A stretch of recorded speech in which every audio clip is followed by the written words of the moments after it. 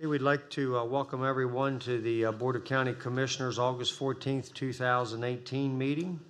And with that, we will go ahead and move to Commissioners' reports and comments. We'll start with Commissioner Kiefer. Well, I'd just like to thank county staff, everyone who was involved in yesterday's open house, I think is what it was called, for the commissioner candidates. I know the candidates here were there as well. Great opportunity to ask some questions and just learn more about county government, the job you hope to have one day, and how it works. And I think it's a great example of how open county government is. So thank you for that. Mr. Klein? No comments. Commissioner Myers? Commissioner Barr? And none from myself. Moving to reports from county staff. We have any staff here in the chambers today care to provide a report? County attorney issues? County administrator comments? Excuse me. President Baker, first of all, I wanted to thank staff and the candidates that came yesterday for hearing staff. 1.5 hours of each senior staff leader presented what they do and what their staff does. It was, for me, very enjoyable to hear them speak and the pride with which they spoke about their jobs and their positions, and then also to answer questions that the candidates had. Very refreshing and enlightening, I hope, for both sides and both parties. So thank you for your participation, both staff and the candidates. And Mr. Hayes will get into this, but we were notified this morning that Dr. Genoway is ill today, apparently quite ill, and that he won't be here. And I think he had a round that he was going to do here in Hagerstown, here and then at the city. And then Dale is here, and then he was going to be at the membership Volunteer Fire and Rescue tonight, so he's missing 3, but we will get through with what we have. And I want to apologize up front. I should have scheduled longer in the agenda for that study, and I'll try not to take any more of your time. Thank you. Okay, thank you. Last chance for staff comments, boards and commissions.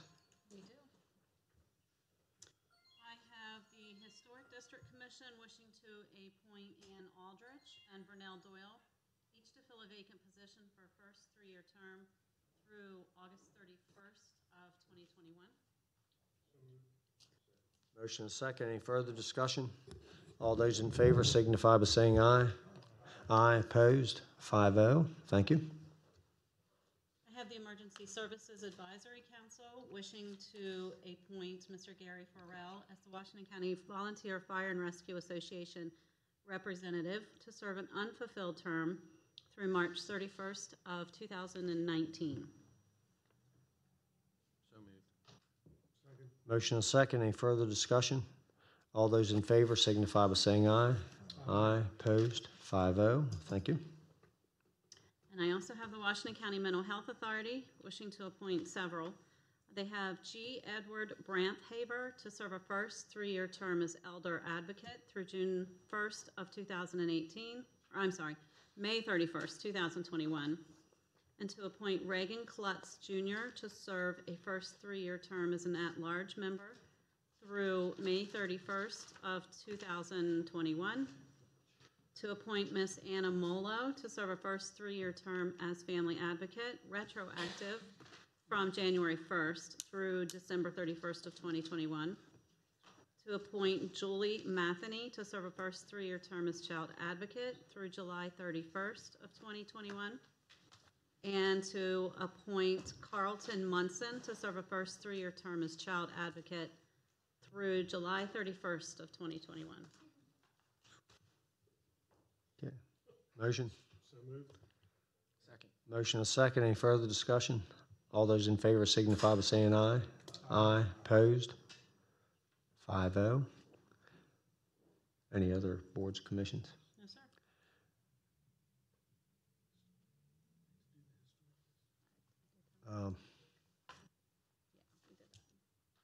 We did that one? Okay. Okay, citizens participation. We have any citizens here today care to participate? Last chance for citizens participation. Thank you. Disabled Americans Veterans Organization Forget Me Not Month, and we commissioners do have a proclamation to present for this very special event, and I would like to ask our veterans to come forward and make some remarks, introduce the new commander.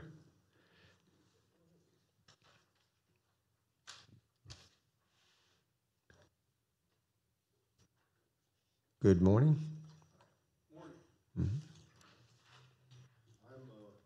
James Orr, the outgoing commander. This is the new commander, Mr. Gorilla. And we come here every year to get a proclamation.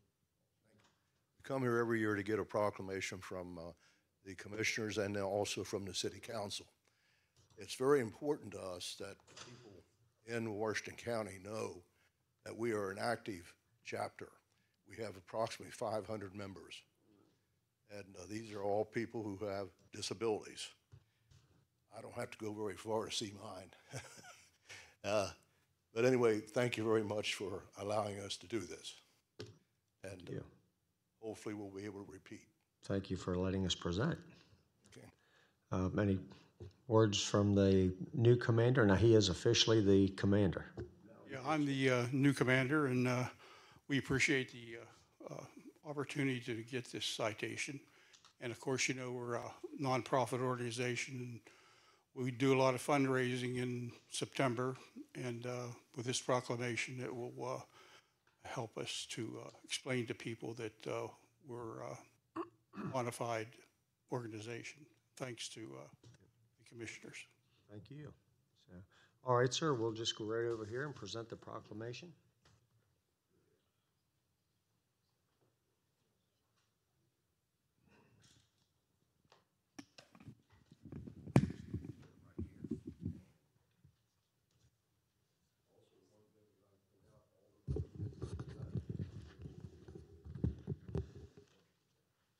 So local monies collected remain in our community to benefit our local veterans. Outstanding. Okay, we do have a proclamation, and it's presented on behalf of the county commissioners and all of the citizenry of Washington County. It's Disabled American Veterans Organization's Forget Me Not Month, September 2018. Whereas the Disabled American Veterans Organization offers free services to disabled veterans and their families in filing claims for government benefits, as well as the resolution of problems regarding employment, health, and counseling. And whereas the Disabled Veterans Organization strives to respond to emergency needs arising in the family of any disabled veteran, and whereas the community wishes to express a deep and continuing sense of gratitude to have disabled veterans who gave so much to protect and preserve our way of life. And whereas the Disabled American Veterans Organization has chosen September 2018 for its annual Forget Me Not Drive in Washington County, and pledges that all contributions will be utilized for disabled veterans and their families in our communities. And now, therefore, we, the Board of County Commissioners of Washington County, Maryland, hereby recognize September 2018 as Forget Me Not Month, and encourage all citizens to join in and support those who have given so freely, protect and defend the rights and freedom of us all. So we just want to say thank you from the bottom of our hearts, and keep up the great work. And then we would like to get some pictures here, and then we would like to invite all of the commissioners up for a picture. Thank you.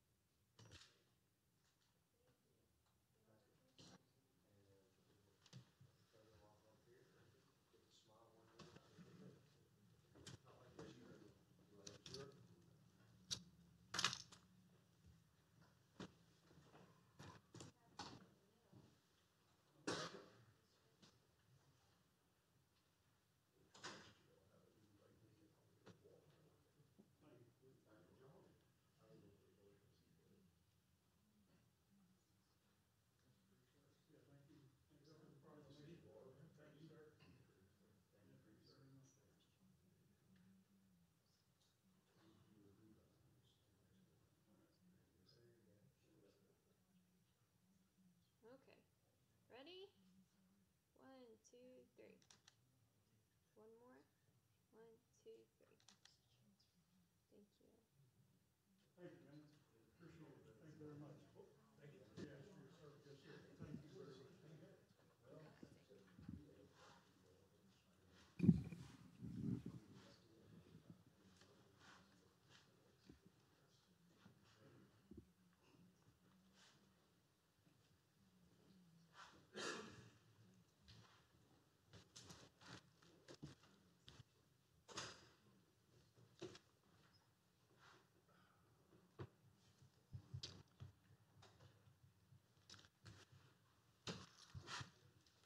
you.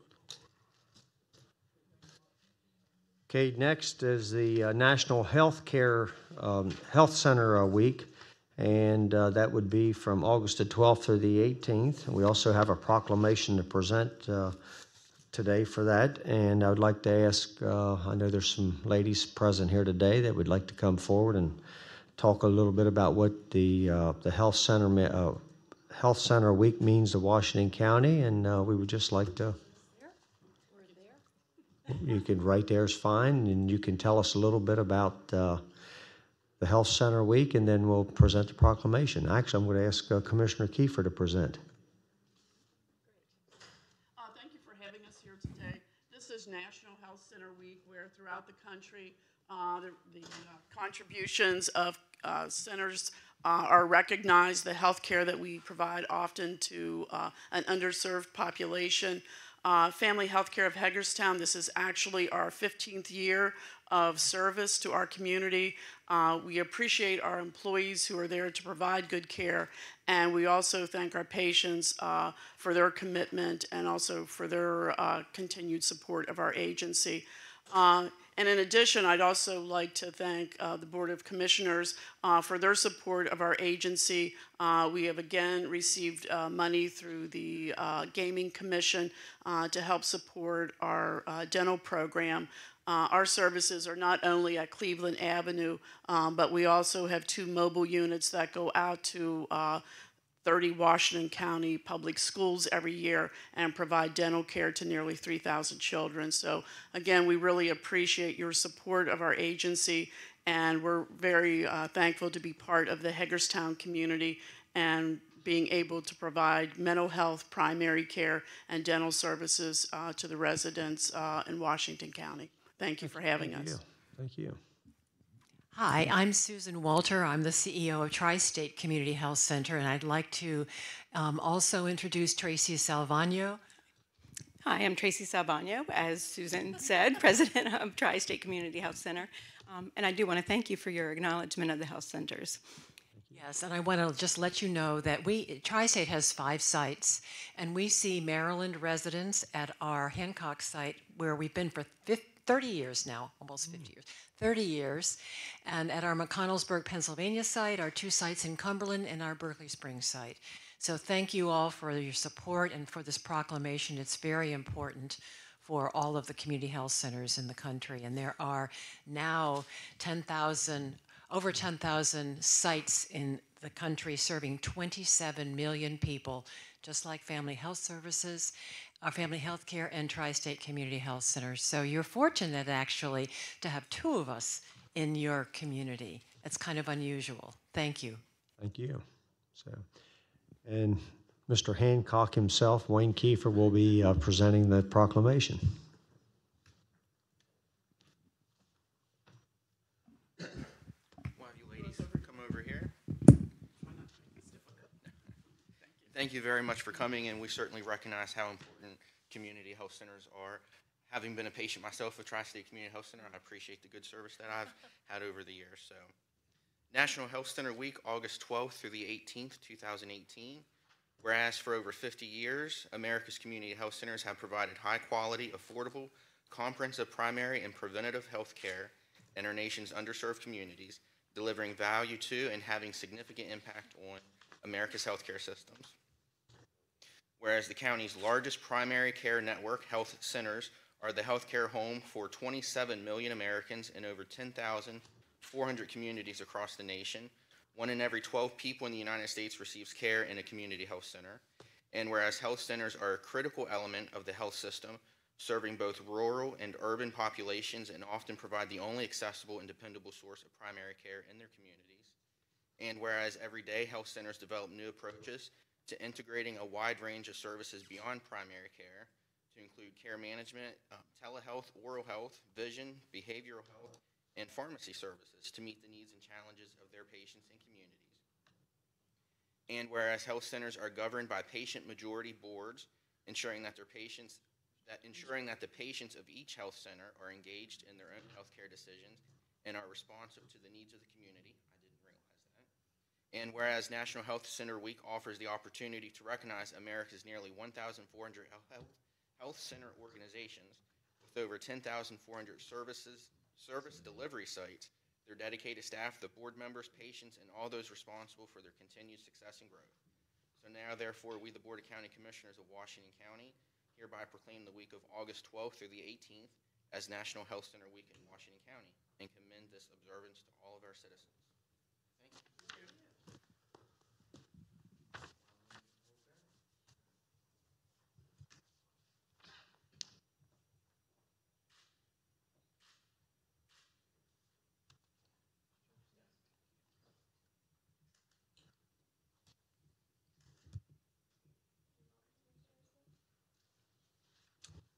Pictures, Commissioners.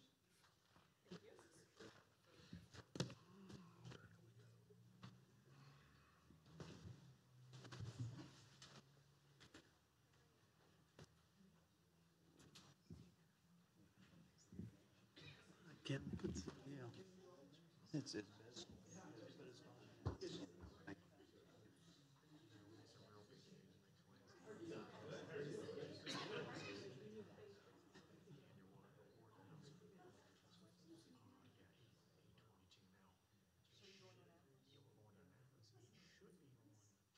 Okay.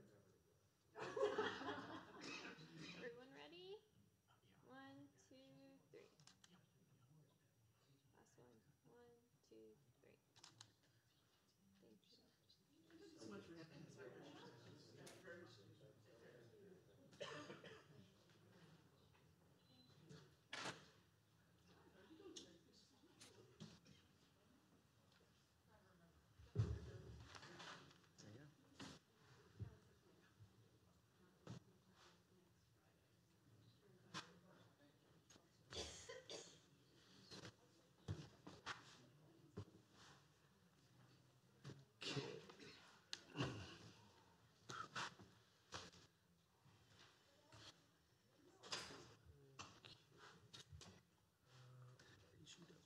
Hopkins Family Revocable Trust Conservation Reserve Enhancement Program, also known as CREP. This is for an easement proposal. Mr. Seifert, how are you today? Good morning.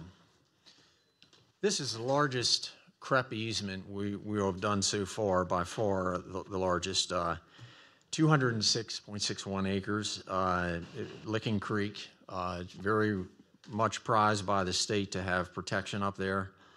Total of $705,861 for the easement. This is paid for 100% by the state. It will be a permanent easement. All the costs are covered, including 3% allowance for admin cost and 1.5% for compliance. Are there any questions? No. Any questions, Commissioners? 33,600. Permanent. Okay, if we don't have any questions, we need a motion to approve. Second. Motion and a second. Any further discussion? All those in favor signify by saying aye. Aye. Opposed? 5-0. Thank you very much. I think I'm next also. You're next also. Repeal and reenactment of the Agricultural Land Preservation District Ordinance. Mr. Seifert, and Mr. Boggs is not here today. He's swamped with some fires to put out, so it's just me here today. Okay. So we were here on July 24th to present both the Ag District Ordinance and the Tax Credit Ordinance. Very brief history. This goes back to 1990, where the county established 10-year districts that were binding in land records. In exchange, no county property taxes paid on the farm land, none on the farm buildings, and a partial credit on the house. For several reasons, we've had to amend these after 28 years. A lot of things have changed. The 11 phone calls we had from landowners were very positive, and they were appreciative of the programs. We did have the one request to possibly make the initial term possible of getting out after 5 years instead of the initial 10, and that's why we're back here today. The county commissioners wanted to consider that further. Okay, was that the presentation by Mr. Ditto? Correct. He's with us today. Would you mind telling us what your thoughts on the 5 years versus the 10 years? Could you provide that information again, please?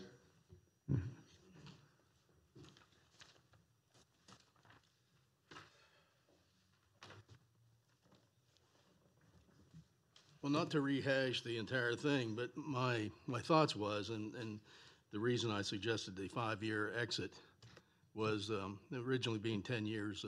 As I mentioned, a lot can happen in 10 years. We've seen numerous cases of rezonings that's affected farm properties. You may have to exit to settle on an estate to divide the farm for all the siblings, divorces again. So, like I said, 10 years is an awful long time, and a lot of things can happen. With the 5-year proposal to enter into a 5-year district, as they were originally, our county is the only one, I think, that turned that into a 10-year term. Two others. Two others, okay. But gives the opportunity to, get out, and it complies, I guess, with what the state originally intended. Thought was it to give our residents tax credits. They want a little longer term. Again, times change, things move fast. This county's been developing at a pretty fair pace up until the last 2 years, so I think it's reasonable to have an exit period and then apply for another 5 years and make the interval 5 years. Actually, it would give you a longer term if you think about it, and I hate to say that, but the 10-year as it was now, in operation, was renewed annually after the 10 years. That's how it was presented and supposed to be. Now, I know Eric's got some comments, but the people who was on that committee, I think that's the way they understood it to be. 10-year sign-up, renewed annually after the 10th year. So I would go along with saying 5-year sign-up initially, opportunity exit at 5, reapply for another 5-year. After that 5-year, reapply again. So you're actually getting 15 versus 11. I'll stop there. That's fine, thank you. Okay. Just a few things. The original ordinance from 1990 states that the original period shall be 10 years. The contract may be renewed in 5-year increments after completion of the initial 10 years. The 1-year period, the reason that has occurred, a lot of people had their 10-year contracts expire, and until we get all this resolved, we had told people we'll just let this roll from year to year until we get it taken care of. So there was that opinion, but the original document signed by the commissioners was for 5-year renewals. And the other thing is the 2 other counties that do this program, we copied theirs, the 10-year initial with 5-year renewals. One of the reasons, going way back to 1990 at our public hearing, we had feedback from the community, and the few comments that came in, people were okay with giving tax credits. We now give $415,000 this past year, but they wanted a firm commitment, and it was decided by the commissioners then to go with the 10-year initial, just because we were providing tax credit dollars. Okay, any questions, commissioners? What were those 2 other counties that? Anne Arundel and Hartford. Now, we made modifications, especially on the allowance on the house. Hartford County had a windfall.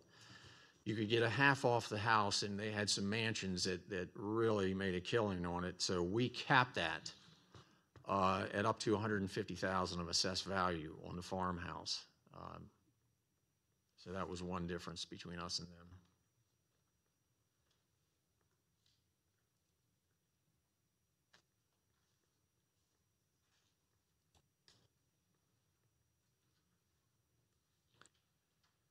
Okay, so the recommended motion is they want a 10-year initial period and subsequent 5-year periods with accompanying regulations.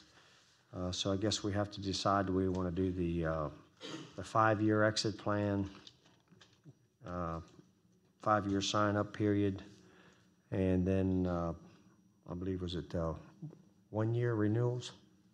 No, Jerry, I believe your option was to have the option of getting out after 5 years, and if you don't exercise that, then you have to fulfill the remainder of your 5 years. Yeah, so if they don't exercise that option, getting out in 5 years, it would be 10 years. I personally like Mr. Ditto's recommendation. I don't know what the commissioners think.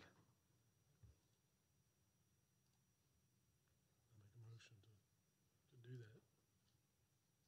So you're going to make a motion for Mr. Ditto's proposal? 5 and 5. Okay. So, 5. Yeah. I would second that. Okay, so we have a motion and a second for Mr. Ditto's proposal or recommendation. That would be 5-year sign-up, 5-year exit, and then a 5-year automatic, would automatically go to 5-year, an additional 5 years if they did not renew.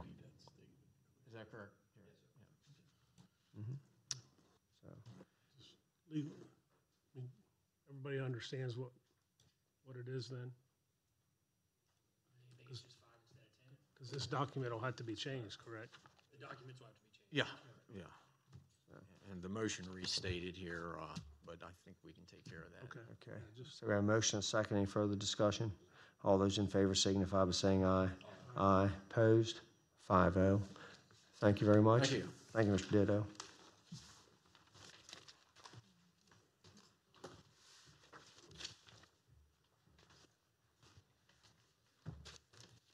Okay, a loan proposal, First Hose Company of Boonesboro, Mr. Hayes, Mr. Williams.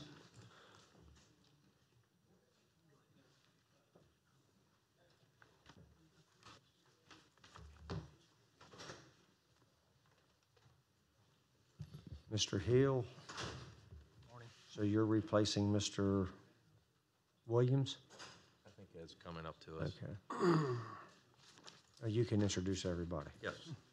How are you all this morning? Morning. Morning. Still good morning. So good morning again. So David Hayes, Director of Emergency Services. To my left here, I have Dale Hill, President of the Volunteer Fire and Rescue Association. To my immediate right is Chief Griffith, the First Hose Company of Boonesboro. And to his immediate right is Courtney Hirsch, I think Vice President, is that correct? President of First Hose Company of Boonesboro. And we're here today to present a recommendation to authorize that the Division of Emergency Services encumber the original revolving loan value, it's $300,000, that is indebted to the First Hose Company of Boonesboro, and to defer additional payments on the loan for a period of 36 months or until adequate CIP funds are available to repay the loan value. At the end of the 36-month deferment period, the county will also reimburse the First Hose Company of Boonesboro the $57,161.85 that has already been repaid to the county under the original loan obligation. The Board of County Commissioners would also direct that CIP funds dedicated for volunteer apparatus and equipment replacement be utilized to cover the loan forgiveness in order to make repayment to the revolving loan fund. At such time, adequate funding is available in the CIP budget. Further, that upon completion of the loan forgiveness, the First Hose Company of Boonesboro will effect title transfer of the vehicle in whole to the county.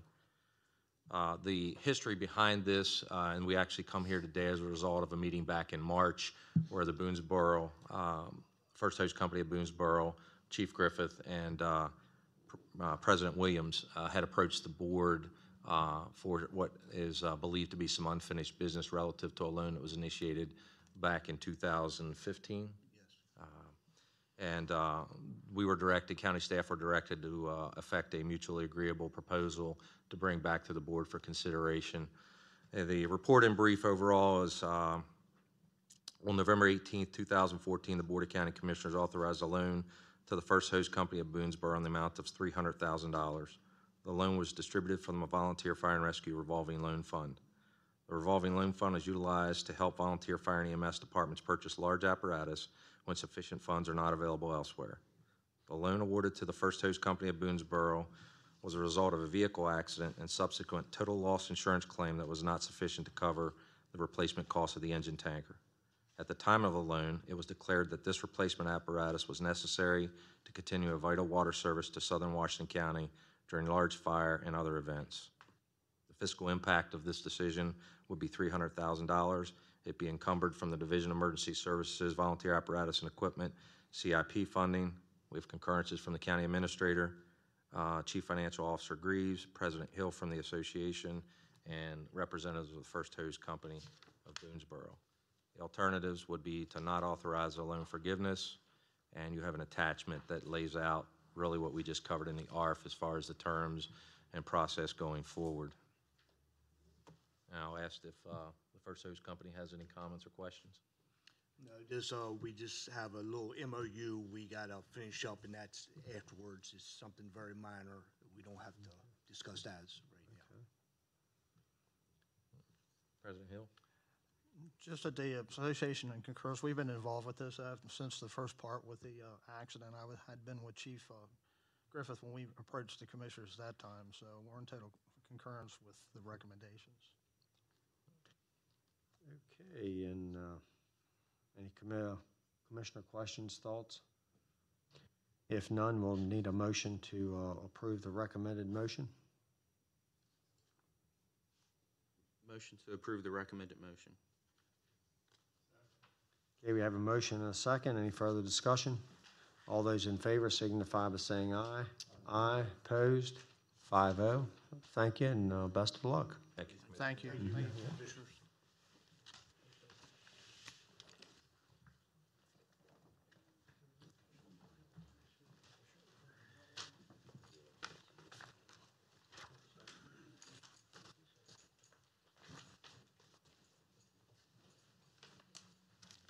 Fire and Emergency Medical Services Study, final report, Mr. Hayes. Well, Dr. Genoway is not present, and Mr. Hill, how are you two this morning? Good.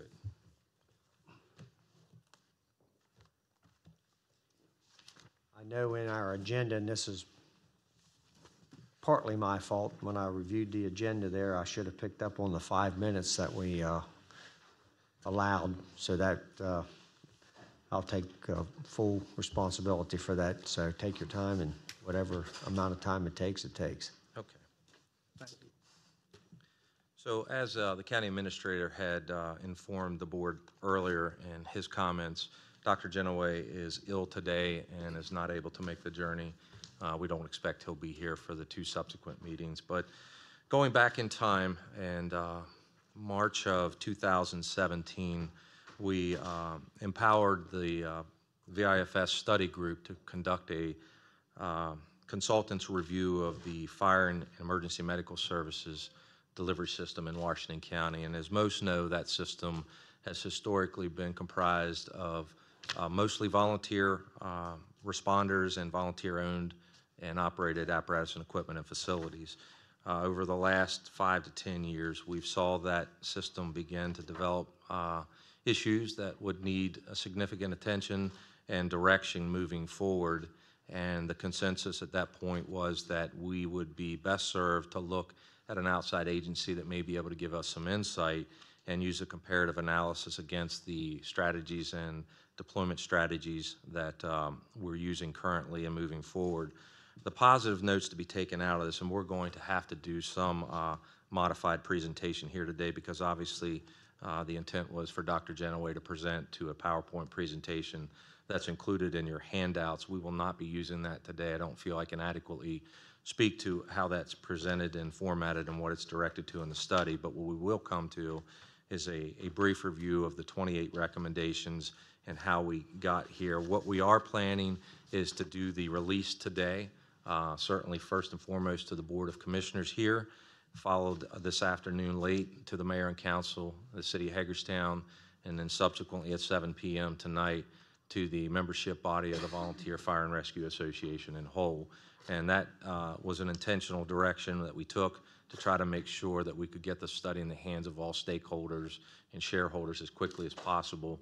And with Dr. Genoway's absence, what we're going to propose here today is something on the line of a 45-day review and comment period, certainly by the board, the mayor and council, and the Volunteer Fire and Rescue Association and our offices, and try to schedule sometime in the next 45 to 60 days Dr. Genoway to come in and do some subsequent review of the study and be able to answer some of the questions and comments. So I think we can turn, a misfortune for Dr. Genoway today in his illness, and we certainly don't want to miss an opportunity to wish him wellness and a speedy recovery, but we can turn that into a positive where we'll actually have him back to answer some questions after there's some time to digest the recommendations. What I want to point out is there are a lot of things that are in the study that do mirror or reinforce current processes that we're going through. One of those is certainly one of the things that I'm proud that we were able to accomplish with the help of the board is the firefighter staffing plan. That plan is referenced in this document in all 5 phases, and I'm happy to report that we're on target with that recommendation. He does offer some other alternatives, but he does reinforce the fact that our strategies and approaches in at least that format are on target. As with any study, I would encourage everybody to take them at face value. They're not meant to be ironclad, that they're not bendable, they're not modifiable. They're meant to basically create creative thinking, and if you read through some of Dr. Genoway's presentation, the PowerPoint presentation, I think you'll find that he also echoes that same conversation, in that it's meant to create intuitive thinking, controversial conversations that need to happen whether we like them or not, and to lay a roadmap for us going forward. So as we move through the study in whole, I challenge each and everybody, including the board and our office and the volunteer systems, to take this and find the positives and not always look for the negatives. And sometimes we do that in things, but there are things in here that without question we don't necessarily agree with, but there are many things that we do, and that's where we'll go. And the things that we don't agree with, we'll look to find a way to take that thought and process coming forward and use that within the means of our county to make it something that can work for Washington County or some form of that. So that's what I would ask all groups to take going forward and as we move through the documents in the next coming weeks. But the group was asked to come in. They were asked to analyze the financial planning, the field operations, both fire and EMS, and then they were looking at planning, which is to develop standards of cover, response time, and station locations, the administration and management of both the volunteer service and the career service, which would mean our offices, standard operating practices, finances, tax rate relationships, facilities, apparatus, and equipment, our mutual aid both in and out of county and both in and out of the county, meaning the city of Hagerstown and the county fire and rescue services in whole. And then they also took a look over the emergency medical services survey, the SWOT analysis, if you remember, from just over a year ago, that was completed by Dr. Alcorta, the state medical director. One thing we did realize as we went through the document is there are a lot of good practices that are in place, but there was definitely a need for long-term planning and more coordination amongst the system as a whole. As we talked earlier, the recommendations and comments are strictly intended to create discussion and controversial, even if negative, to work toward enhancement of the system. And again, as we spoke many times, these modifications will be modified or changed. Some of the mission statements talks about that we have established a coordinated fire and rescue system. It's an integrated system at this point. We have still have a large contingent of volunteer staffing, but we also are starting to build a contingent of career staffing that augments that volunteer staffing. And one of the things we spoke to was our firefighter staffing plan, and that currently is functioning in the county. And that is one of the things that he identified we are doing well in the study, is augmenting the volunteer services where appropriate, whether that's with staffing or whether that's with equipment, funding, and all of the things that come along to make the system work effectively. The overriding issue, both in the city and outside of the city, is a need to make sure that we can identify and deliver a standard of cover. And that's how many firefighters do we need on a specific emergency, and in what time frame do we need to get them on the scene to effect a positive outcome and make sure that in affecting a positive outcome that we're doing that safely and taking care of the volunteers and the career firefighters and not putting them in harm's way. Again, the overriding issue is the same in the county. We need to make sure that we see a decline in the volunteerism. We need to make sure that we are continuing to empower and embrace volunteerism and finding ways to incentivize or re-incentivize the volunteer spirit and make sure that what we are doing is practical for them as well, that we're not setting training standards that are too high, but they have to be something that produce a viable outcome, and again, making sure that safety is paramount. When we get through the recommendations, there are 28 in total. You'll see them, at least in the handout. They are not by numerical order. They more are in line with when they're recommended to be implemented relative to time frames. As we talked about in the firefighter staffing plan, and that has 5 phases as well, Phase 1 for our plan, anyhow, was not intended to drive to any specific year because the system is dynamic and it's ever-changing, and there may be some needs that are identified in later phases that actually have to be brought forward, and likewise, there may be some things that are identified earlier that either because of a resurgence in something or an additional or windfall or decrease in funding that have to either come forward or back in the recommendations as well. But you'll see this throughout the 5 or 6 phases that are included in the VIFS recommendations, and that is hire staff per proposed plan. That references the plan that we had brought forward back in October 2017, and the board had endorsed, at least in concept, as a path forward and what it might look like, and that was the Strategic Firefighter Staffing Plan. The other thing he identifies is we need to establish some type of sustainable funding model. I think it doesn't take a lot of observation to realize if we're talking about additional funding relative to the volunteer stations, starting to purchase apparatus on behalf of the volunteers or to help them, and then certainly the big gorilla in the room is staffing, if that's career staff, and we know that that's going to take big dollars and cents. So we have to start thinking about that now as we move forward and know how we would handle something like that. Another recommendation you'll see in the VFS study that you also see in the SWOT analysis, again, that was conducted by MIMS back in 2016, is to establish a single EMS billing service. That actually is something that even carries forward from the 2009 EMS subsidy awards that were endorsed by the commissioners, some of which are still sitting here today, was to get to a single EMS billing source. And that helps us identify a standardized billing rate and standardized billing practices throughout the county as you continue to augment funding formulas to the volunteer stations. Resolve the ISO rating discrepancy, that's Insurance Services Rating Institute, and that is more specific to the how they have looked at the 911 center.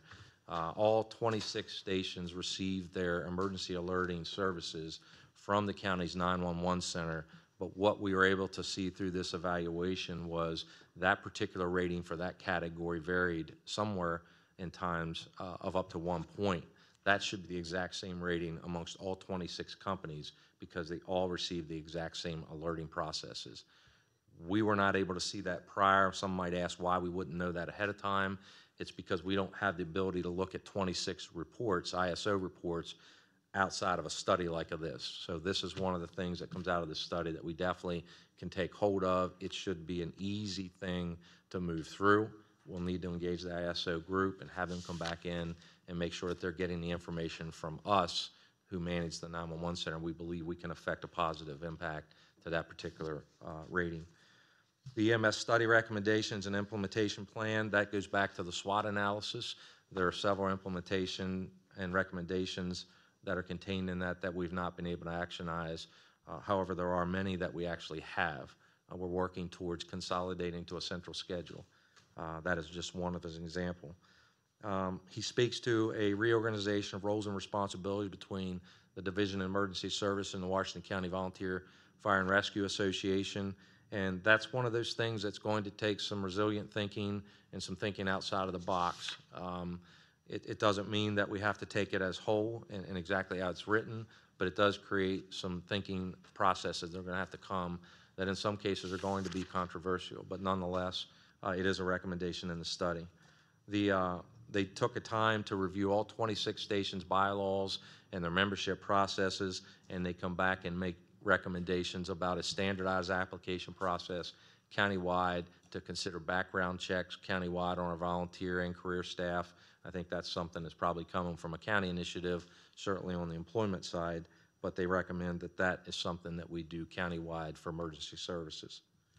The adopt a strategic guideline countywide, and where that is going is really just coming up with a plan. It may be this plan, it may be a derivative of this plan, so that we know what that looks like. So every 2 or 3 years, we're not switching gears and all of a sudden, today we want to hire career staff, next time we want to increase the volunteers, the next time we want to hire a third-party contractor to do the service.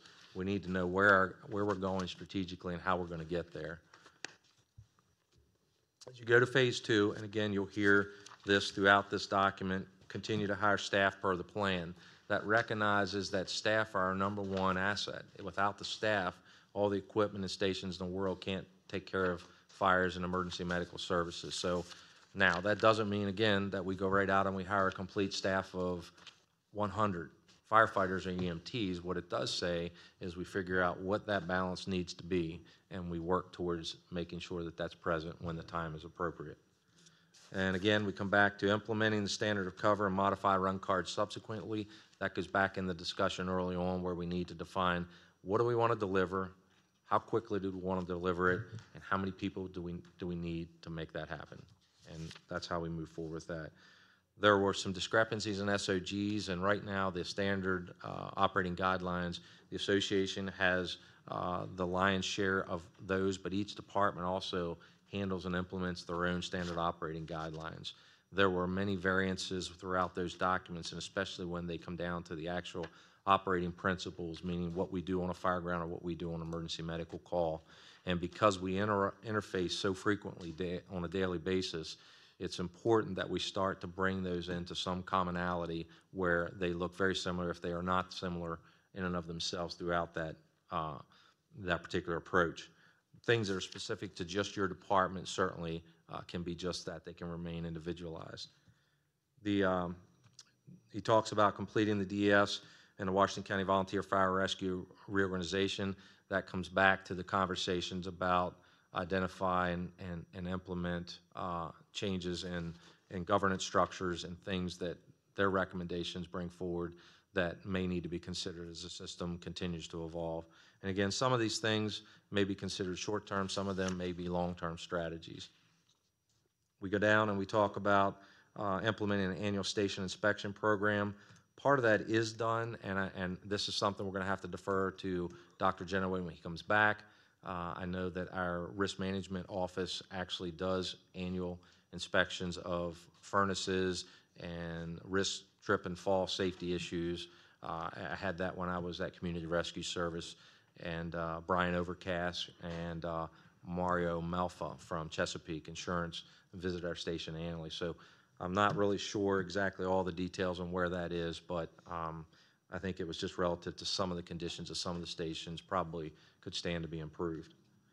The sustain and expand the recruitment retention coordinator role. Happy to report that that's a check mark. That has been funded in the current FY19 budget. That's Nicole Stoudemire that works for the association. So as we talked earlier, there's some things in here we can already put check marks beside. So some of these, because it's taken about 1.5 years to get the study in, as soon as they were mentioned, we understood the importance of them, or we were already on a road, and we'd be able to put the check marks with the leadership that we've had through the board. And we talked about the volunteers and the need to make sure that we continue to pay attention to what drives a volunteer, and that one of those things, as we realized, and we even talked about this in prior budget years, is the one-size-fits-all model doesn't always work. So we have a varied age range of volunteers, from the 16-year-old to the 60-year-old, or even in some cases a 70, 80-year-old. So as we go through life, things change, and what we need and what we find value in changes. We need to develop a cafeteria plan that identifies those very same approaches, so that if a tax break, if that's the approach we take at 50 years old, is more important to me than a child tax credit or a child daycare voucher or something along that line might be more important to me at 25 or 35. We need to be able to think critically and creatively to try to develop that. Those are the things that are going to help our volunteers find time that maybe they're not able to find today, and keep this system functioning as efficiently and as effectively and with all financial prudency that we can employ. One of the things we talked about is why are volunteers leaving that? I am experiencing that even on a career side with the 911 center. So what we have implemented internally is an exit interview. The recommendation from the study also recommends the same thing for our volunteers. Let's find out why they're leaving us. What can we do to change that? How can we plan for the future of those volunteers and make it something that they can stay with us? So the development of an exit interview process. And then one of the recommendations in here is to consider the Hagerstown Fire Department station reconfiguration. The Hagerstown Fire Department has been working on trying to plan what their model, their deployment model might look like. Does it stay 5 stations? Does it go down to 3 stations? Does it go to 4 stations? Does it expand to 7? One of the things that he recommends is that they evaluate that station reconfiguration. That's more of a mayor and council directive than anything. Than this board, but nonetheless, we asked that we not have a donut hole in this study called the City of Hagerstown, and the Hagerstown Mayor and Council and the Fire Chief graciously agreed to be participatory in this study because there are some things that would affect the county that the city can augment to us and vice versa going into the city, and that moves forward. The apparatus replacement process is something that we've been working on both prior to the study and current. We just talked about a loan forgiveness that's going to come out of part of that money.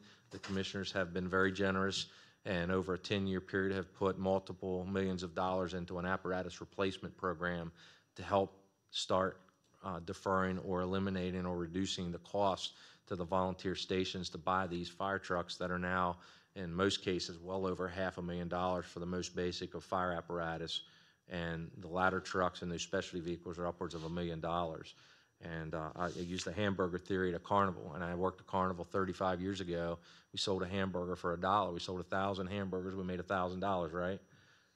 25, 30 years later, we increased the percentage of that cost to $2, 100%, and we sold 1,000 hamburgers. We made $2,000. We didn't make a lot of progress on that $500,000 fire truck, did we? So we have to become creative with how we're going to help this group out to maintain the service. Again, on that apparatus. Yes. Replacement fund. I'm sorry. What did you say the amount that we try to keep in the apparatus replacement fund? It's $800,000, and I think that goes up through year 7. And I believe at year 7, and Sarah might have this even more to her tongue than I, but I believe it goes to $900 per year, and it's through a 10-year cycle. So we'll be increasing to $900 or an additional $900,000? Each year, it's $800,000 for the next 7 years. Gotcha. An additional $800,000 for the next 7 years, and then I believe at year 7 it changes over to $900,000 for the remaining. Okay, so what do we currently have in that fund? $800,000. Okay. So when will it become 1.6 million? Next fiscal year? Okay. Thank you. So as we go through phase 3, which is page 13 in your handout, again, we see the higher staff per proposed plan. We're going to go right on by that. We've talked enough about that. They complete the standard of cover process and modify the run cards, and that goes back to talking about who, what, when, and then coming through the SOG development and implementation. That is in the next 2 phases as well. That's an ongoing process. Again, times change, building construction changes, the service delivery changes, so we constantly have to make sure that we're modifying and evaluating these standard operating guidelines. Equipment testing, he has recommended in year 3. I'm happy to report that's another check that we get to put in our column. That was fully funded in FY18 and subsequently refunded in FY19, and that is ladder, pump, and hose testing. That is now taken care of through the county's purchasing department and contracted services. That's about $98,000 that we've taken off of the volunteer shoulders, not just in financial application, but the contract that we've implemented actually is all-encompassing in that the company that does this actually comes, picks up the fire truck, drives it to the test site, offloads the fire hose, tests the hose, repacks the hose, brings it back, parks it in your station, sends us verification of the test and the test results. We provide a copy to the fire chief, and that process is done. there are many, many valuables in that particular process alone, one of them being most and foremost the risk safety analysis. Everybody knows, including the fire chief, that the process was done. It was done according to standard, and we have a certification that says that these meet a national standard. So that's a good thing all the way around, even from a county standpoint. And the reason I bring that to point is we provide the insurance for the departments, which would include the workers' comp insurance and the risk liability insurance. So it's a powerful statement that we can bring that process to forward, and that gets a real big check. Dave, another question on that apparatus replacement fund. So when we're talking about helping with the apparatus replacement, that's for volunteer companies? Correct. County apparatus and so forth? It wouldn't be our apparatus. Ours, we have our own CIP for the Division of Emergency Services. Ours meaning counties. That's correct. Now, that does purchase out of that fund that we're speaking to, that will purchase the county reserve fleet. And that's the reason for the 3-year deferment that we asked for in the loan presentation prior, which is to allow us to get about $2.4 million in front of that, purchase the apparatus reserve, which is a global thing that helps all stations before we dealt with a single station. So we didn't want to take away something that was intended to be global first. So that's the reason for that deferment period as well, that 36-month deferment period in that apparatus loan. Thank you. Sorry for getting you off. No, that's okay. That's what we're here for. Develop and implement the standard maintenance protocols and bid service accordingly. This is one of the recommendations where I talked about in the early part in my opening comments that we're not sure we agree with or we think that we can facilitate. And the reason being is there are 26 different departments in the county that are spread over all points of the county. So if we did a single bid source and let's say Johnny X mechanic won the bid and he was located in Hagerstown, all of those departments would have to figure out how to get their apparatus to Hagerstown. So I don't think that's just as easy as what this document might read. So that's just one example that I just was able to pick out real quick of some things that, even though it's a recommendation, we may have to look at that as a modification or something that we use as a strategy, but it might not look like the recommendation itself. And then the last thing is a group purchasing program. Again, I'm happy to report that the county has and continues to make available to the volunteer stations to purchase off of our existing county contracts. One of them is salt, ice melt. They can buy toilet paper and toiletries, those types of things. So again, this is something that we get a check mark on again, and we continue to use those programs. And the most recent would be the turnout gear program, where the county is now buying the personal protective firefighter equipment off of a county contract, and we're probably saving about $600 a set off of that. And some of the departments have actually tagged onto that contract and bought their own sets. So strategic planning 4 through 6, and we're just about done here. Again, you see the hire staff per proposed plan and SOG development and implementation. And that's really the 28 recommendations in about 10 minutes. And they're much more in depth than that, and there's a lot more conversation that will need to be.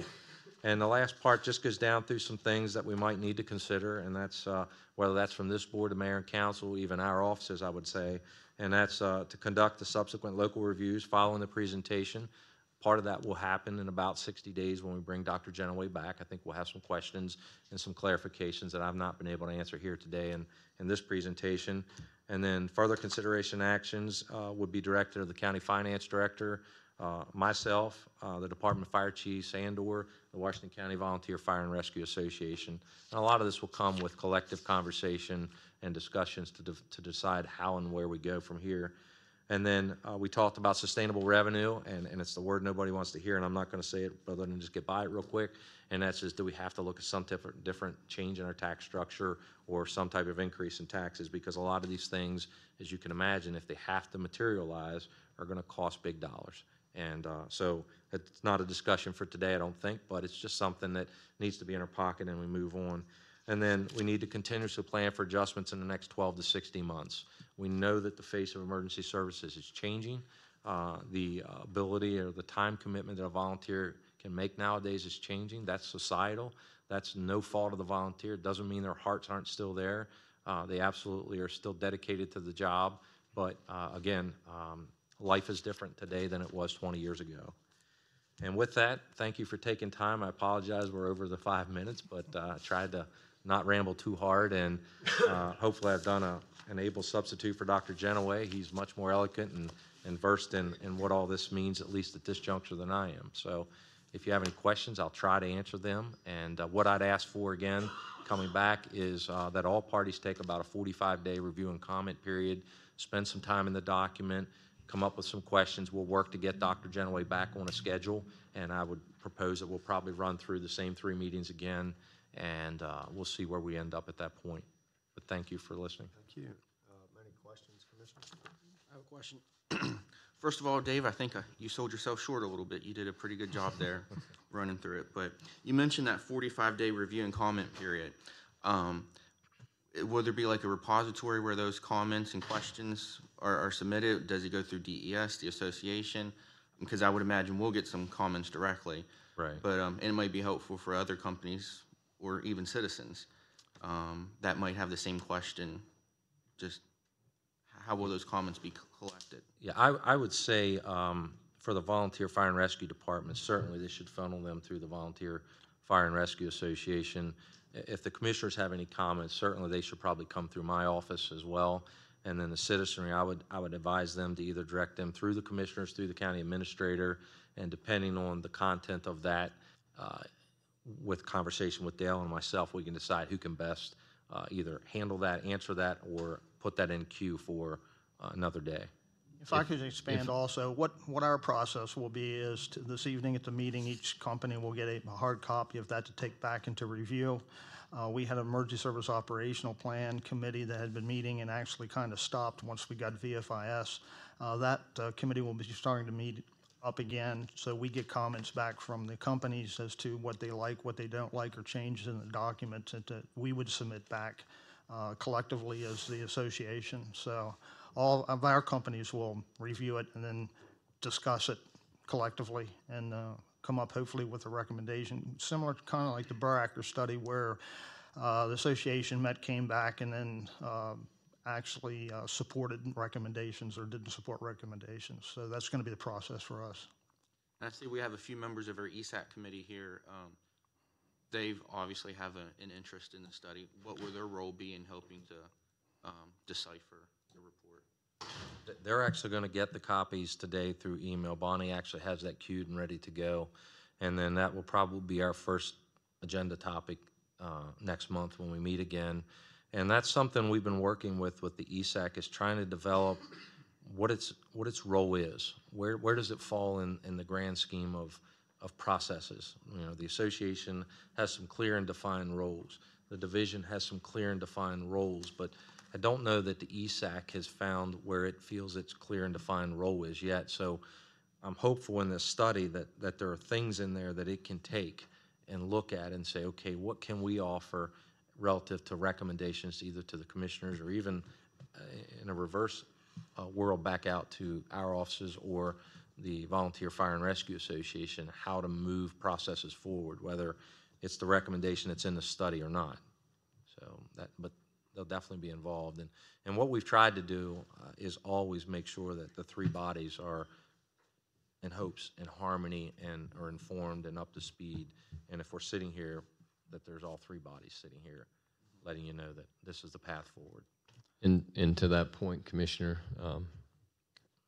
it was about 2 weeks ago, maybe 3, time goes fairly fast, that this day was planned with ESAC, VFRA, Dave's office, all to be coordinated in this release, receiving comments up to that point of the draft study. So to answer your question, as Dale and Dave have done, I think it would go through each entity, because hopefully you're glad to hear that each entity does have a seat at the table at this discussion.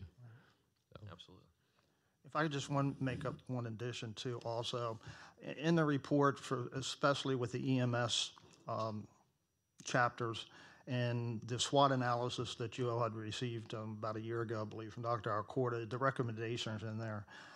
We were hoping that there was going to be a lot more expansion on that. Our EMS system in this county, and actually the EMS systems across the state, is in very, very dire straits. It's not just Washington County, but it was very critical in Washington County. So there was a subsidy committee from our EMS committee that was meeting to take a look at things on a ground basis and really try to make some recommendations. I had asked them to meet again, and they have been meeting. So what we would like to do is there'll probably be an addendum to the VFIS study on the critical condition of our EMS system in the county and losing EMTs and not having enough paramedics. And it's a very serious situation across the state. I was at the executive committee meeting in the Maryland State Firemen Association over the weekend, and it was echoed from everywhere from Western Maryland to Southern Maryland, and of course in Washington County. So I just want to let you know that's going to be coming forth also with recommendations from that committee. Any other questions, commissioners? Comments? Thank you, and really appreciate you giving us a presentation here today. Thanks for the patience. Thank you. Thank you.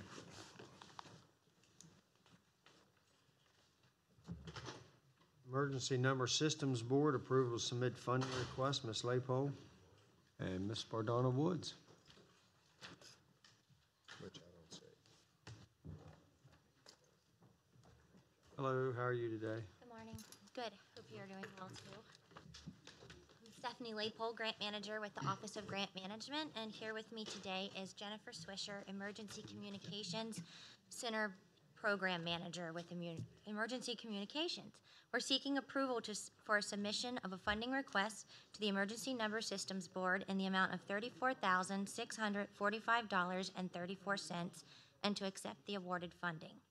Emergency Communications is requesting funding to purchase 21 24-hour use Iron Horse chairs to use in the Emergency Communications Center for the next 4 to 5 years. The Office of Grant Management has reviewed the funding request and determined it is consistent with the Emergency Number Systems Board's purpose. There is no matching fund requirement associated with this request. Are there any questions? If no questions, we'll need a motion to approve the recommendation. Motion is second. Any further discussion? All those in favor signify by saying aye. Aye. Opposed? 4-0. Thank you. Thank you. Thank you. Washington County Commissioners' intent resolution regarding the issuance of not to exceed $5 million of economic development revenue bonds for the benefit of Willow Investment Holdings LLC and or its affiliate, Beachley Furniture Company. Ms. Rader and Ms. Greaves, how are you two today? Good morning. Good morning. Nice to see you all. The purpose of the resolution this morning, I'll be brief. Under the federal tax code, for certain types of conduit revenue bonds, if there's an expectation that project expenses will be paid prior to the issuance date of those bonds, and then bond proceeds will be used to reimburse some or all of those project expenses, we have to have in place what's known as a declaration of official intent. Now, Willow Investments and Beachley Holding have approached the county to serve as issuer of conduit revenue bonds for a furniture manufacturing facility. Under the tax code, only the county as the intended issuer can express or document this expectation to use bond proceeds to reimburse project expenses. The intended borrower cannot make that declaration. So this resolution very simply expresses the intention of the county, or its expectation, that it will issue up to $5 million of conduit revenue bonds. It'll loan the proceeds to the borrower, and those proceeds will be used to reimburse some or all of any project expenses prior to bond issuance. This resolution does not authorize the bonds. Before any bonds are issued, we'll have to be back before you with a public hearing and a much more detailed bond resolution. This resolution also makes it very clear that the county will not be asked to pledge its full faith and credit or unlimited taxing power to payment of these bonds, and that the county will not be responsible for any transaction costs, whether or not the bonds are issued. The resolution also authorizes appropriate county officials to take any actions necessary to sort of move the ball forward, including but not limited to applying for what's known as volume cap allocation for these types of bonds. Okay, any questions, commissioners? If none, motion to approve the recommendation. So moved. Second. Motion and a second. Any further discussion? All those in favor signify by saying aye. Aye. Opposed? 5-0. Thank you very much. Thank you. The Edward J. Byrne Memorial Justice Assistance Grant, approval to submit application and accept awarded funding. Ms. Wilson and Mr. Cody. I don't see him. Cody is not here today.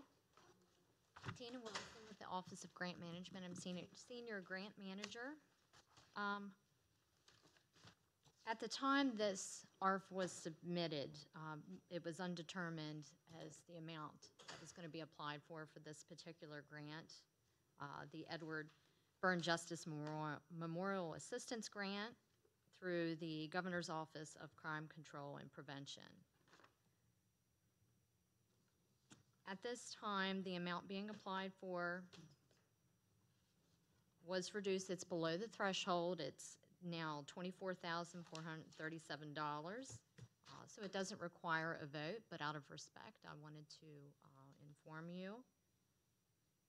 So that request for approval will need withdrawn.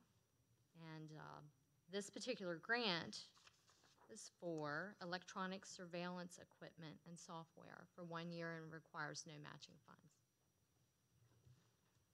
Do you have any questions?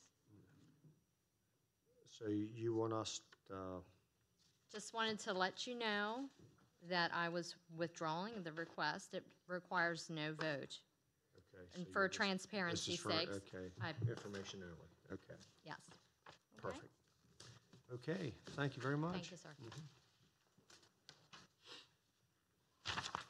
Professional Boulevard Property Acquisition, Mr. Moser, our Real Property Administrator, and Mr. Hobbs, Director of Engineering. How are you two today? Fine, thanks. Good morning.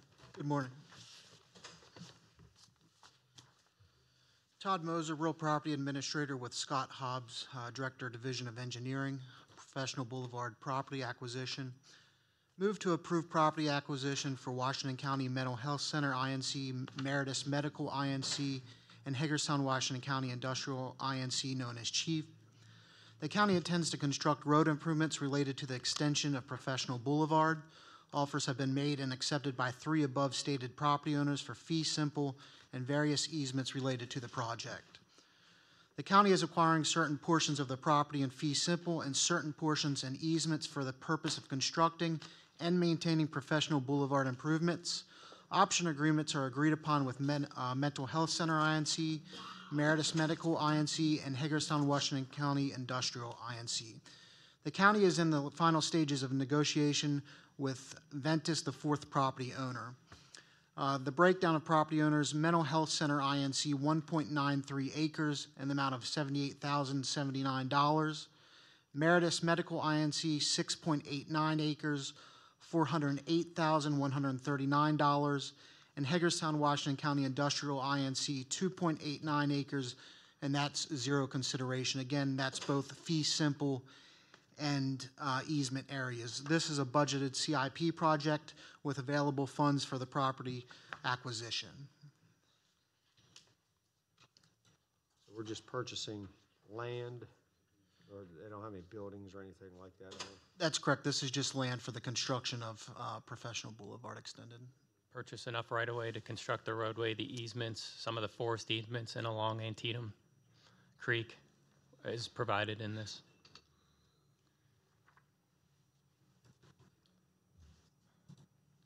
This is part of an ongoing negotiation that's taken literally years to get here with Meritus Medical Center, and without this bridge, which you may recall, the state had offered $1.2 million, approximately 1.1, 1.2, several years ago to do the design of this bridge, and have been working with the state since on that funding.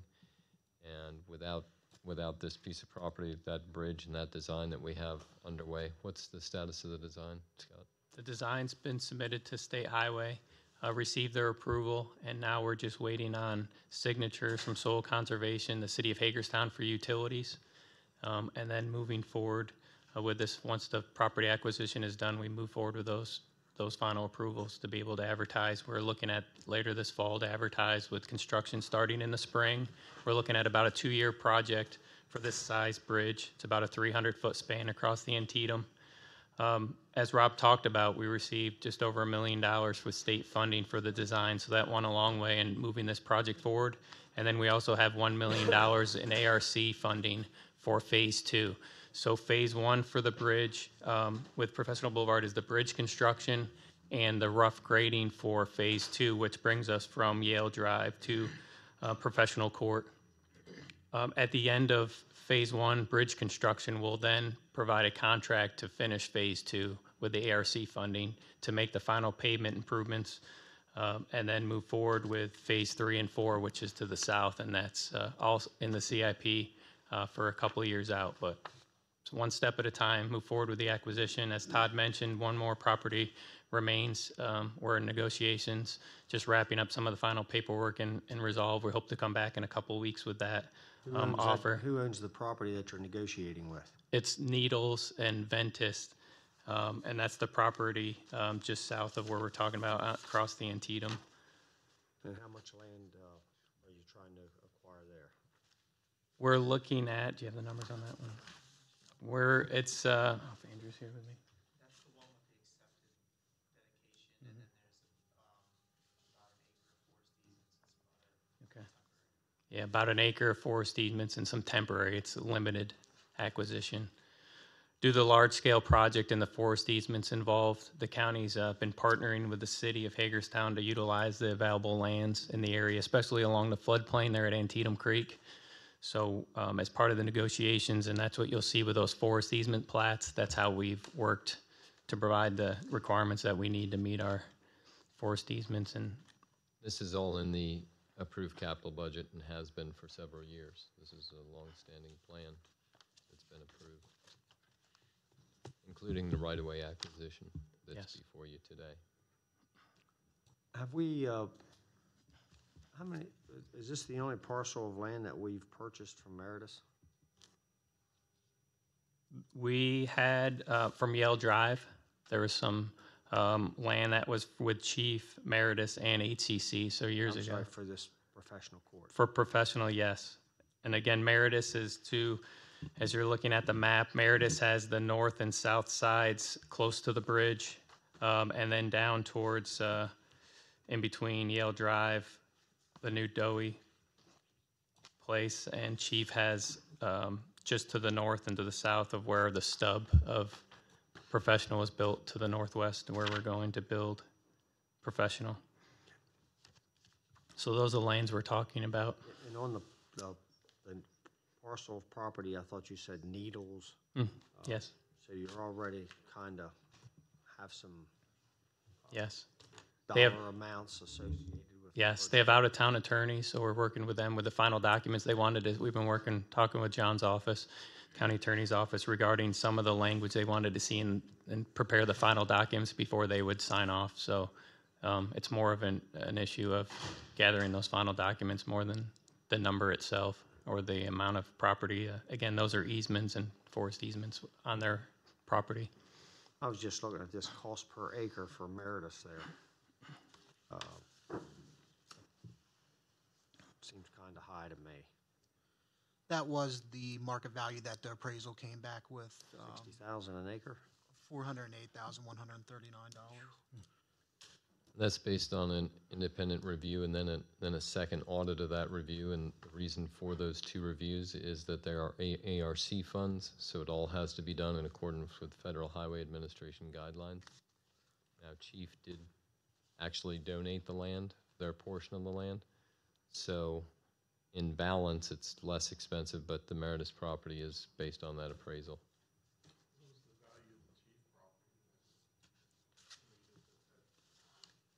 Do you have the numbers in front of you? I believe just over.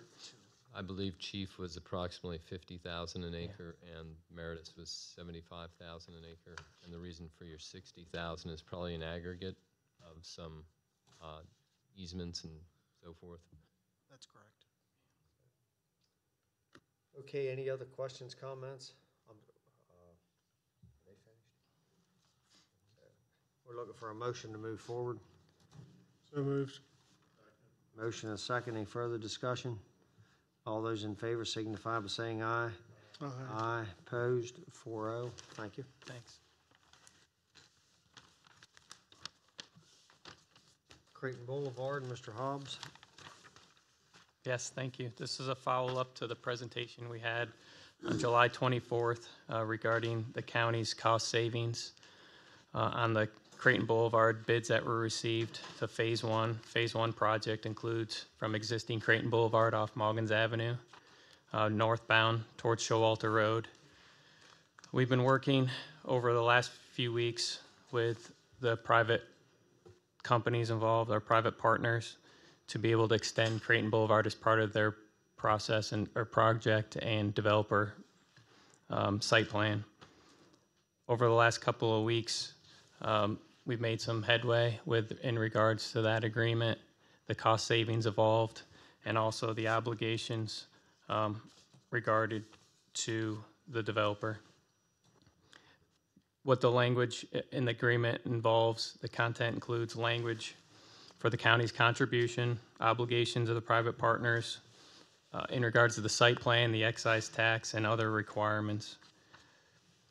As mentioned, this will facilitate work immediately. If we have to perform the work, we're looking at 2 or 3 years out to perform the second phase of the project. Our first phase, as we was awarded a few weeks ago, is again to extend it from existing Creighton, approximately 2,000 lineal feet north.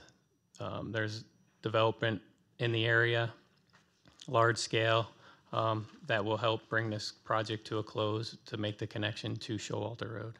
So I wanted to share with you that we'd like to move forward with that agreement, finalize the agreement with the attorneys, the private partners, and move forward with the execution for signature by the board.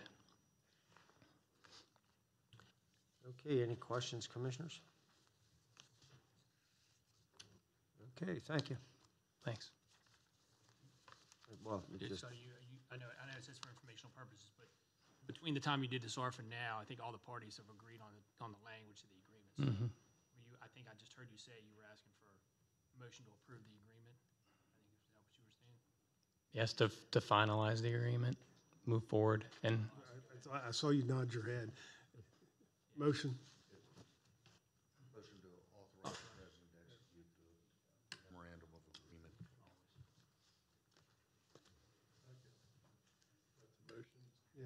Commissioner Barr made the motion, so we have a motion and a second. Any further discussion? All those in favor signify by saying aye. Aye. Aye. Opposed? 4-0. Thank you. okay, thanks.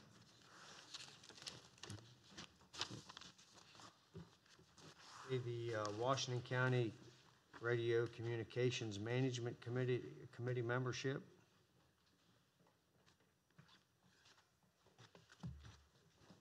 Good morning. Ron Witt, Information Systems Director. I'm here as a follow-up to have a recommend a motion to approve the proposed addition of a non-voting Public Safety Advisory Committee as documented to the Washington County Radio Communications Management Committee. If you recall, almost 2 months ago, we had a presentation that described the role and the function of the Radio Communications Management Committee. At that time, the commissioners had a discussion regarding additional input from the public safety community with regard to this topic. The committee met on July the 25th, and we formulated the creation of a Public Safety Communications Advisory Board that would be incorporated into the Radio Communication Management Committee as non-voting members and would provide the additional input. As you can see, this committee would consist of 6 non-voting representatives from the Public Safety Committee, the City of Police Fire Chief or designee, City of Hagerstown Police Chief or designee, the Washington County Volunteer and Rescue Association President or designee, the Town of Boonesboro Police Chief or designee, the Hancock Police Chief or designee, and the Smithsburg Police designee. Any questions?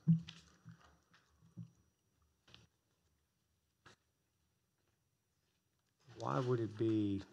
Why would it not be a voting Public Safety Advisory Committee? Why would it not be? Or why? Yeah, you're saying it's a non-voting, so Non-voting, they're just they going. would be strictly advisory, and they would be able to provide input to the committee that would vote on basically management issues and fiscal issues. So who's the as far as voting? dollars and cents. Okay, so how about who's the voting committee? The voters are the county administrator, David Hayes, the sheriff, Mark Mays, wireless communications manager, and Josh O'Neill, deputy information systems director. And I'm the IT director, just the secretary, so I don't vote.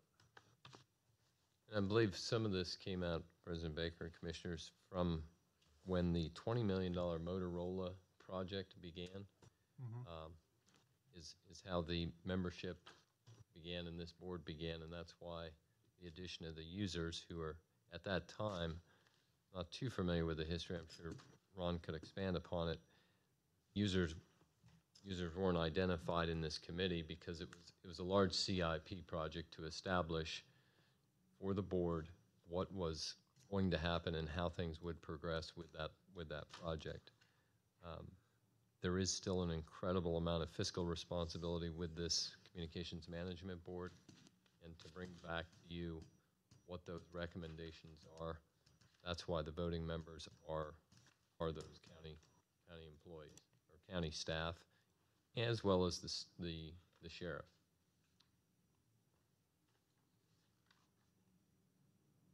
Would it be appropriate to have Dale Hill, who's president of the association, speak a little bit? It was some comments that he made that I think kind of made this conversation get kick-started a couple months ago.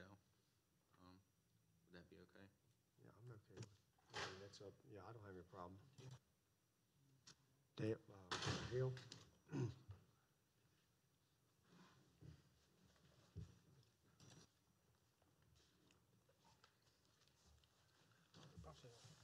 Good afternoon, Commissioners.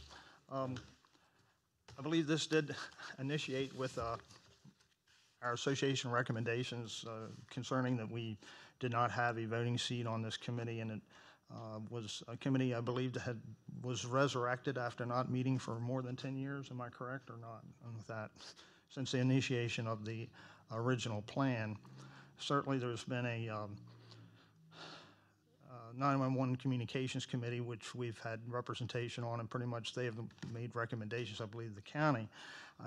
Looking at this committee, and again, being resurrected, and it has a lot of input as to strategy, operational standards, policy, and other avenues with the system.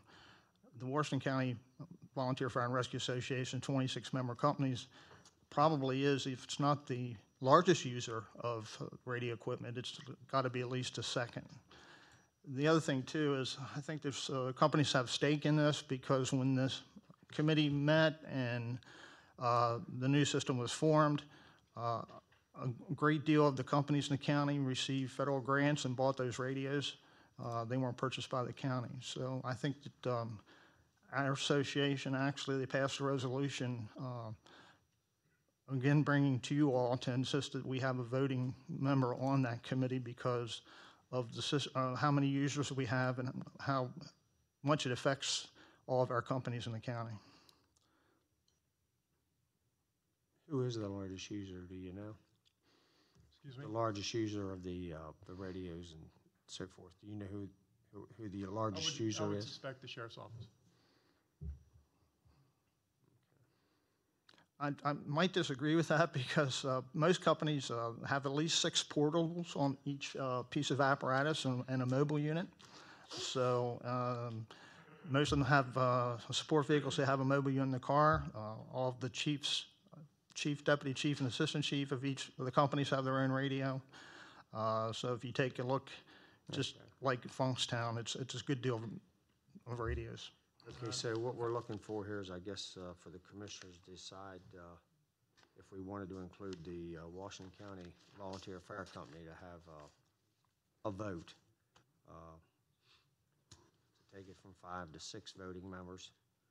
And so if we were to approve that, how does that affect your non-voting status? because you have a seat at the table for non-voting. So if you go up to where you're a voting member from non-voting, you won't, where you have a representation at each table. When you I'm look sure on if the I- second sheet there, it gives you 6 non-voting members. City Yes. of Hagerstown, and you're one of those 6. Which So- we certainly agree, because prior to this recommendation, there wasn't any input whatsoever from the users, except from the sheriff and from the Director of Emergency Services. However, the Director of Emergency Services doesn't really answer directly for the 26 individual corporations the association does. So my question is, would you have representation at the non-voting table as well as the voting table if we were to? No, we would approve like you? to have a seat as a voting member on the, on the actual committee. Right. Yes. Okay. Well, So the- prior to this, no, we haven't. Right, and I'm saying that this proposal, you're saying, do they need a second person as a designee? Right. Or does Dale, if he is so. So all groups meet at the same time? You don't have your non-voting members meeting one day and then your voting members meeting You'll have to another? ask Mr. Witt, and I'm not sure what. No, that's not the intent, no. Okay. It's basically you having a distinction of a group of advisory, strictly advisory members, and you have a group of voting members. My suggestion would be to add the association as a voting member.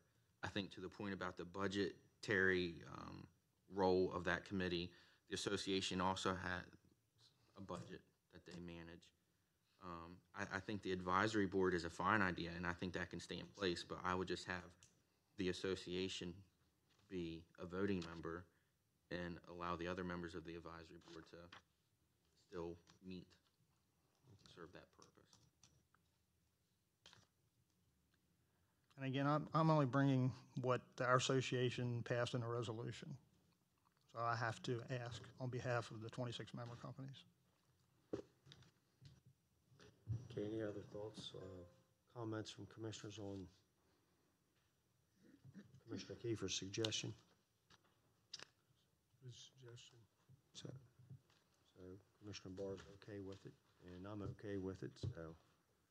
Okay, so our motion today is approve the proposed addition of a non-voting Public Safety Advisory Committee as documented, so we're still going to vote the non-voting, but we also, at some point, want to add the Washington County Volunteer Fire Company as voting members. Okay, understood. What about, are you also doing the advisory board as well? Yes, Is that a the separate recommendation for the, Okay. that's presented today, yes. So if I could turn my recommendation into a motion, I guess. I would make a motion to include the Washington County Volunteer Fire and Rescue Association, president or a designee, as a member of the Washington County Radio Communications Committee, and then also go forward with the creation of the advisory board to consist of 5 of the members listed on our sheet, to include the municipalities. Okay, so we have a motion on the table, on the floor, need a second. Have a motion and a second. Any further discussion? All those in favor signify by saying aye. Aye. Aye, opposed, 5-0. Thank you. On behalf of our member companies association, thank you all. You're welcome.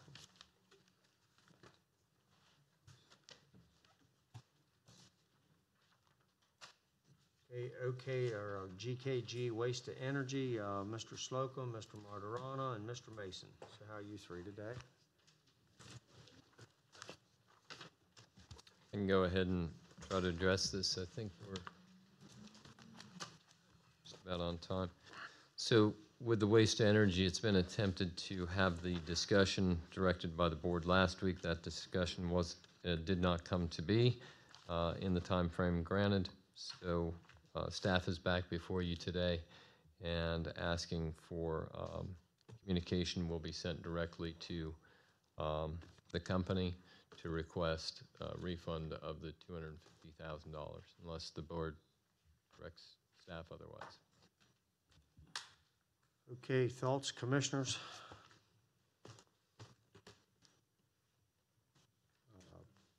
You want to go to move forward with the letter? Okay. So we need a consensus to move a letter to GKG. Everyone okay with the letter being sent out? Mr. Klein? Okay, thank you. Okay, Cascade Development, Mr. Slocum, Mr. Martirana, Mr. Sterling. How are you today? Good, how are you? Good. Afternoon.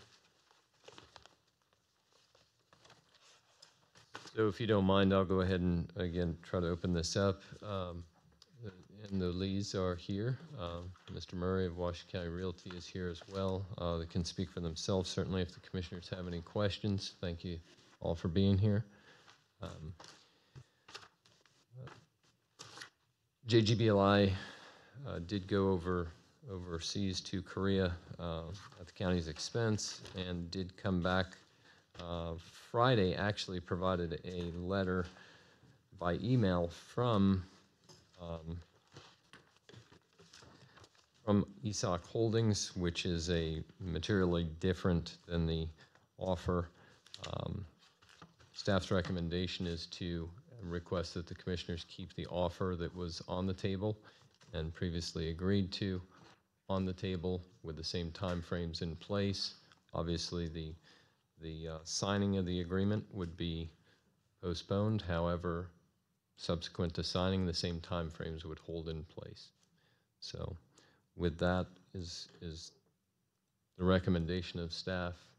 If there's anything different or questions. So the recommendation for staff is the same timeline for settlement. Could you go over that? Just Yes. So under the premise by which JGBLI went over to Korea to meet with is it pronounced Daejeong? Daejeong. Those criteria were discussed in great detail, and that was an offer that the board felt comfortable with, and staff made recommendation upon. The recommendation is to be consistent with that offer. The signing of the agreement in that offer obviously has been missed or will be missed.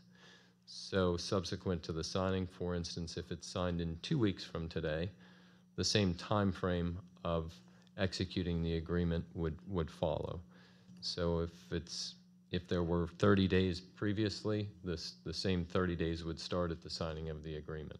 The only thing that should change in staff recommendation is that obviously if a date is missed on the signing of the agreement, then there should be, that should not void the agreement as long as the commissioners wish to hold out that original offer, which was presented last. That's $6 million.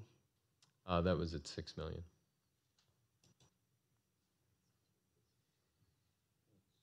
Yeah, and a lot of times this, our remaining balance of 1.7 million keeps coming up. I'm not interested in parting with any of that $1.7 million. I want that to remain to the county, because we're going to have a serious need up there with the community center. We're going to have to figure out a way to keep them in operation and help them stay open up there to provide opportunities for their community. I'm not interested in parting with any of that $1.7 million for anything, and I'm just speaking for myself. And this has to be the final thing because we haven't got anything. We've been here how many years working, trying to develop, and I've been very supportive of moving the Cascade project forward, and I don't see anything happening. I mean, we spent a lot of money, and at some point in time, I've got to see some results for the community, and I'm not seeing anything. So I guess for me, this $6 million contract that's going to be offered to Isaac Holdings, for me, I need to know when the settlement date's going to be. And that's a determination that the board at the last, and please correct me if I'm sure John or Kirk or Jim would be aware of this. I believe that the original term set forward and carried over to Korea was August 14. It's at the board's discretion how long they wish to carry that, if that's 1 week or 2 weeks later, which would carry you to August 28th, which your next meeting is, to leave that offer on the table. That's probably the only point with everything else staying constant. So with Isaac Walton, it would be a settlement date of the 28th of August. Not a settlement, an agreement signing on the 28th, yes. I think, and Jim, you maybe know the dates better than I think August 14th was, I don't know if that was sort of an agreement, I mean, a date where the terms would be Correct. agreed to by the parties. August 28th was the date that Yeah. I think that to bring it into this board to get formal approval, and then it would be approved on that side as well. Right. And then settlement within, I'm not sure how long. 30 days, within 30 days of that. So I think that was the original proposal that was several weeks ago. So consistent with that theme, the board may wish to consider 14 additional days of an extension of that offer to bring it to August 28th instead of August 14th. It simply extends it 2 weeks. Everything else The stays. settlement date being, The settlement date would then be 30 days after August 28th. So everything in the agreement would stay the same, except for the agreement moves from August 14th to the 30 days later. because we talk about the amount of, how much money we've spent on that project up there to date. We've given land away, we've entertained everything. We've tried to support everything, and that doesn't even count staff time. No, it doesn't, and the commissioners have been very. I have no idea what the dollar amount would be for staff time that we've contributed up there. Commissioners have been very clear on the Fort Ritchie Community Center and the interest in making sure that that's longstanding and viable in the community. The 1.7 that's been mentioned, there are expenses at Cascade just in operating expenses, so there's all those things to be aware of, and to have a long-range plan to see that the Fort Ritchie Community Center is viable and perpetually operated, I would, as much as possible.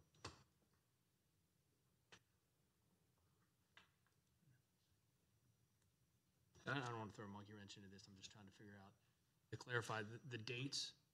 And I don't have it in front of me. I think Jim has. Yeah, the closing date shall be at the buyer's choosing in Washoe County on August 28th, 2018.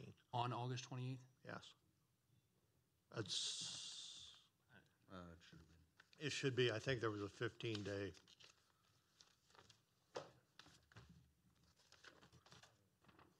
Check on this one.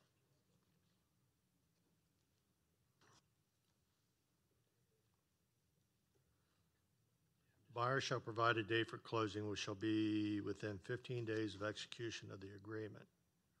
Right. So that's how I remember it. I think the execution, we were anticipating an execution of the agreement on the 28th.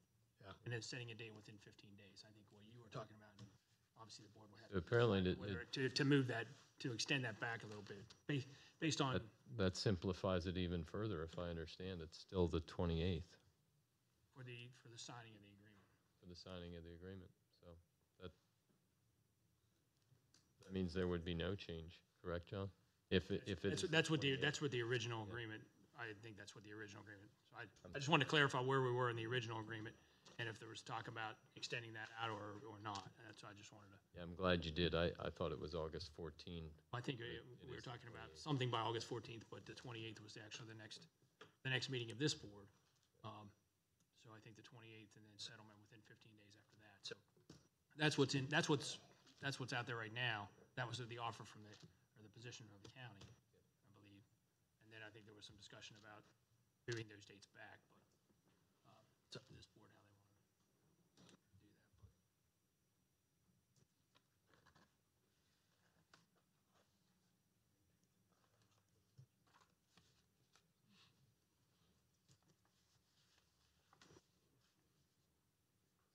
Someone talk.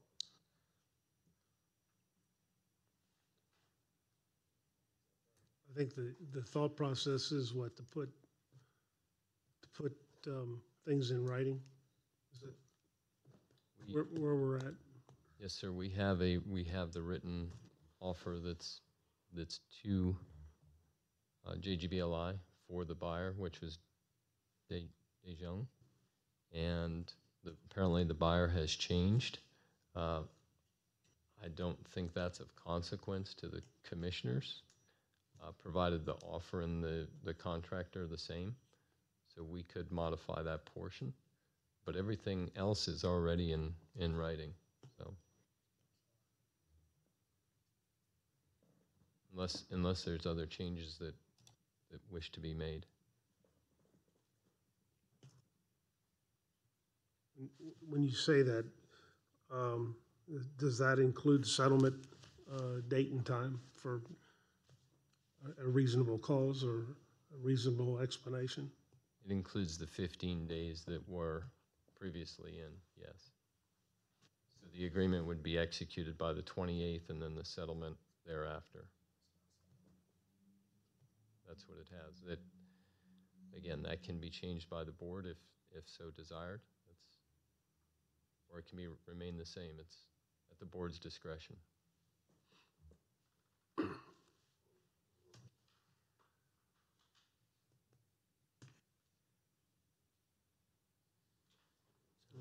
Commissioner Klein, you have any comments or any thoughts? Move forward. What are we moving forward with? What's being proposed?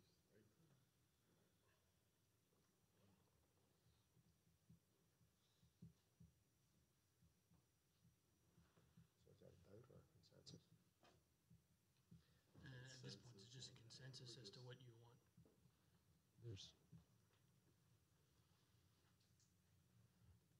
So for clarification, what's on the table now is simply keeping the offer that was there and agreed upon in place, $6 million.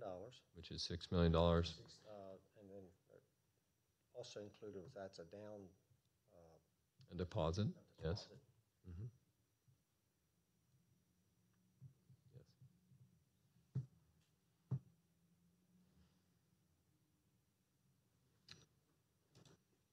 So we need a consensus to move forward with staff's recommendation, and so we have to decide if the commissioners are in favor of the consensus, or we have 3 commissioners supporting. So I guess I can poll us individually, or we can bring it back. So Right now, and that's it, at your discretion, we have in writing what has been presented and taken overseas to North Korea. So I think that's pretty, South Korea, I'm sorry. Yeah. Thinking North America. My apologies. So we have that in place. If the buyer changes, from what I understand, if the buyer changes, that's of no consequence, as long as the terms of that agreement